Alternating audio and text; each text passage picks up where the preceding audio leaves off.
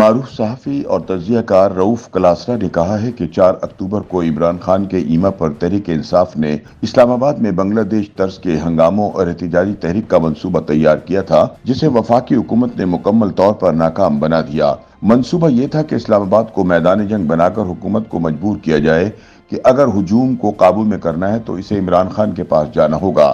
اپنے تازہ تجزیے میں رؤف کلاسرا کہتے ہیں کہ 4 اکتوبر کو انہونی ہوئی جب پی ٹی آئی کی کال پر اسلام آباد پر ایک دفعہ پھر چڑھائی کا پروگرام بنایا گیا۔ یہاں تک تو ٹھیک تھا کہ یہ پی ٹی آئی کا جمہوری حق تھا کہ وہ احتجاج کرے، لیکن جس بات نے سب کو پریشان کیا اس کی ابھی تک پی ٹی آئی ورکرز کو بھی سمجھ نہیں آ رہی، اور وہ یہ ہے کہ آخر ورکرز کو اس آگ میں دھکیل کر پارٹی لیڈر کہاں غائب ہو گئے۔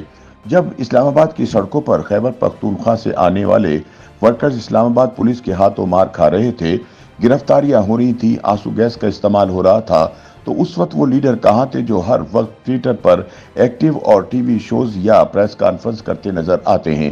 ورکرز کو تو بلا لیا، لیکن جب ایکشن شروع ہوا تو پتہ چلا کہ وہ لیڈر تو آئے ہی نہیں جنہیں انقلاب لانا تھا۔ ورکرز کو ڈی چوک میں مار کھاتے وقت پتہ چلا کہ ان کے لیڈروں کو تو عمران خان نے حکم دیا تھا کہ وہ سب ورک فرام ہوم کریں گے، لہذا جب پولیس آنسو گیس اور گرفتاریاں کر رہی تھی تو اس وقت پی ٹی آئی کے سب لیڈر اپنے اپنے گھروں میں اپنی بیوی بچوں کے ساتھ بیٹھے ٹویٹس کر رہے تھے، اور ان ٹویٹس میں وہ ان ورکرز کا حوصلہ بڑھا رہے تھے جو بدترین شیلی میں پولیس کے ساتھ متھا لگائے ہوئے تھے، حالانکہ اس وقت انہیں ورکرز کے ساتھ ہونا چاہیے تھا۔ رؤف کہتے ہیں کہ 2 دن تک پی ٹی آئی کے ورکرز اسلام آباد کی سڑکوں پر پولیس اور آنسو گیس سے لڑتے رہے، لیکن کوئی لیڈر یا پارٹی کا اہم نمائندہ نظر نہ آیا۔ اس ناکام احتجاج کے دوران 800 کے قریب لوگوں کو گرفتار کیا گیا، جن میں اکثر پر دہشت گردی کے پرچے درج کیے گئے۔ زیادہ تر کا تعلق خیبر پختونخوا سے ہے، اور وہ بھی جو مختلف علاقوں سے اب پنڈی اسلام آباد میں مقیم ہو چکے ہیں۔ یہ بھی پتہ چلا کہ جو نوجوان گرفتار ہوئے وہ پنڈی اور اسلام آباد میں دن بھر مزدوری کرتے ہیں، اور جب پی ٹی آئی کو ضرورت پڑتی ہے تو یہ آگے آگے ہوتے ہیں۔ اب یہ گرفتار ہوئے ہیں تو اکثریت کے پاس وکیل کرنے کے پیسے بھی نہیں ہیں۔ سوال یہ بھی ہے کہ علی امین گنڈا پور جو خیبر پختونخوا سے بڑے تم تراق اور دھوم دھڑکے کے ساتھ نکلے تھے، وہ مظاہرین کو ڈی چوک تک پہنچانے کے بعد خود کہاں چلے گئے؟ کیا وہ ایک دفعہ پھر اغوا ہو گئے تھے؟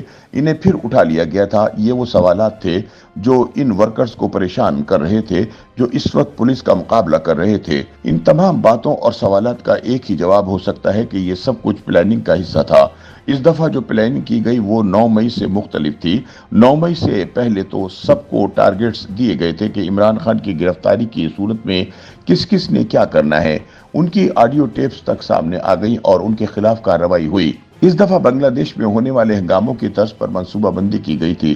عمران خان بہت پرجوش تھے کہ لوہا گرم ہے، عوام موجودہ حکومت سے تنگ ہیں، بنگلہ دیش ٹائپ عوامی احتجاج کی لہر پیدا کی جائے۔ علی امین گنڈا پور چونکہ وزیر اعلیٰ ہیں، لہٰذا انہیں وفاقی حکومت نہیں روک سکے گی۔ وہ اپنے ساتھ تگڑا ہجوم لا کر ڈی چوک بٹھا دیں گے اور خود غائب ہو جائیں گے۔ اس دفعہ پالیسی نئی ہوگی۔ کوئی پارٹی لیڈر اس ہجوم کے ساتھ لیڈ کرنے کے لیے نہیں ہوگا۔ اس ہجوم کا ہر فرد لیڈر ہوگا اور وہ خود موقع پر فیصلہ کرے گا کہ اس نے اگلا قدم کیا اٹھانا ہے۔ یہ شاید پہلا سیاسی احتجاج تھا جس میں ٹاپ لیڈرشپ کی بجائے ورکرز خود اپنے لیڈر تھے۔ انہیں کسی سے رہنمائی کی ضرورت نہیں تھی۔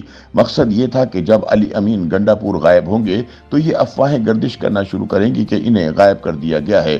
اس پر ان کے ساتھ خیبر پختونخوا سے آیا ہوا ہجوم غصے میں آ کر توڑ پھوڑ شروع کرے گا۔ لڑائی میں شدت آئے گی۔ پورا اسلام آباد ان احتجاج کرنے والوں کے کنٹرول میں ہوگا۔ اس وقت اسلام آباد میں ملیشیا کے وزیر اعظم بھی موجود ہوں گے۔ شنگھائی کانفرنس کے دعوت نامے بھی کنفرم ہو رہے ہوں گے، اور حکومت پر دباؤ ہوگا کہ وہ ان مظاہرین کو کنٹرول کرنا چاہتی ہے تو جیل میں عمران خان سے رابطہ کرے۔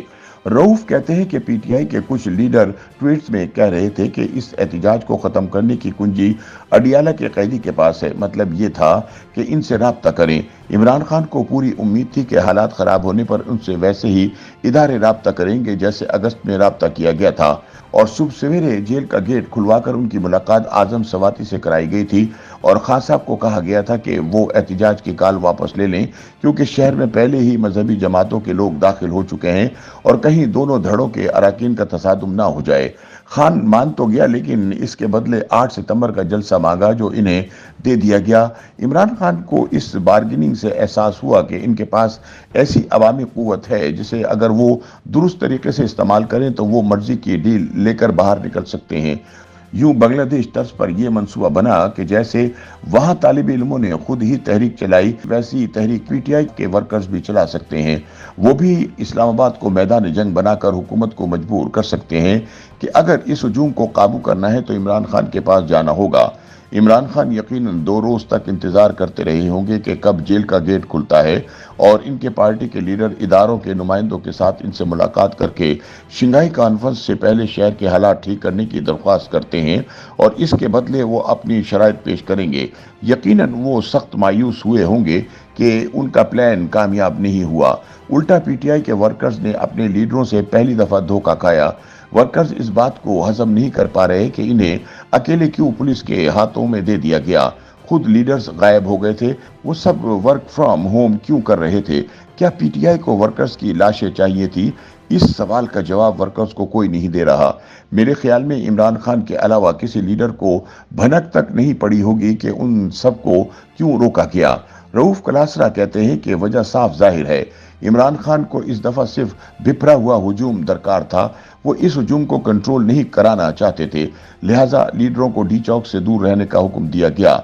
सबको कहा गया कि वो गायब हो जाएं। इस दफा हुजूम को इस्लामाबाद शहर का कंट्रोल संभालने दें, लेकिन हुजूम खिलाफ तवक्को आंसू गैस और गंडापुर के गायब होने की खबरों से गुस्से में आने की बजाय उल्टा हैरान और परेशान हुआ।